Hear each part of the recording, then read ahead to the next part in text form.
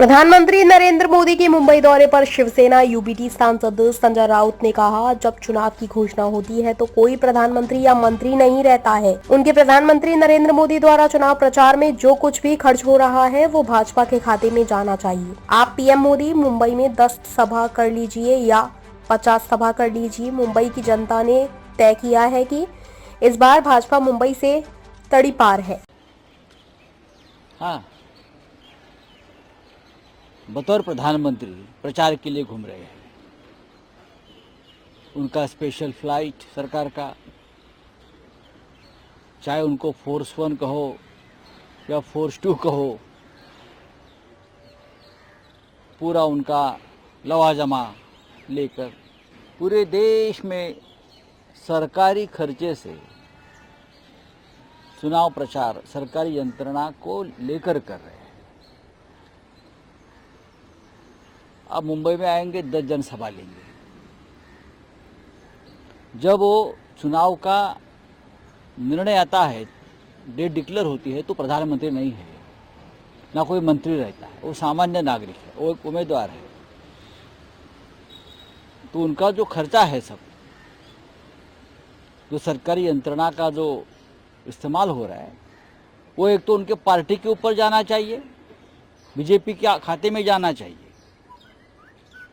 अगर नहीं करते हैं तो ये कोड ऑफ कंडक्ट का उल्लंघन है या आचार संहिता का उल्लंघन है, तो बीजेपी के ऊपर एक्शन होनी चाहिए, लेकिन नहीं होगी।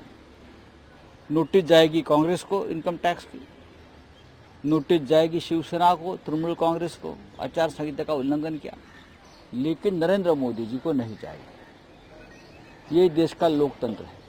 आप मुंबई में चाहे 10 सभा ले लो या 50 सभा ले लो,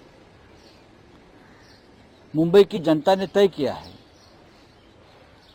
इस बार सबसे पहले बीजेपी मुंबई से तड़ीपार।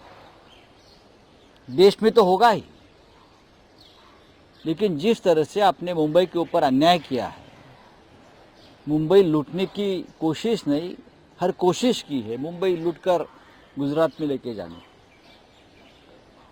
मुंबई के मध्यम वर्गीय मिडिल क्लास लोगों के साथ जो छल कपट किया है, तो नरेंद्र मोदी आकर यहाँ आकर क्या कहेंगे? जिस तरह से अपने धारावी अडानी को बेच दिया, जिस तरह से धारावी के साथ साथ मुंबई बेचने की अडानी को आपकी साजिश है, तो मुंबई कर आपको वोट क्यों दे?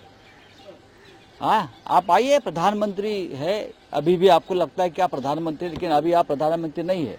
जब चुनाव डिक्लेयर होता है तो आप ज़्यादा से ज़्यादा कार्यवाहक प्रधानमंत्री होते हैं, लेकिन आज आप उसी तरह से अगर घूमते हो और घोषणाएं करते हो, हाँ, लोगों को धमकाते हो, तो ये नहीं चलेगा। आप आइए मुंबई में,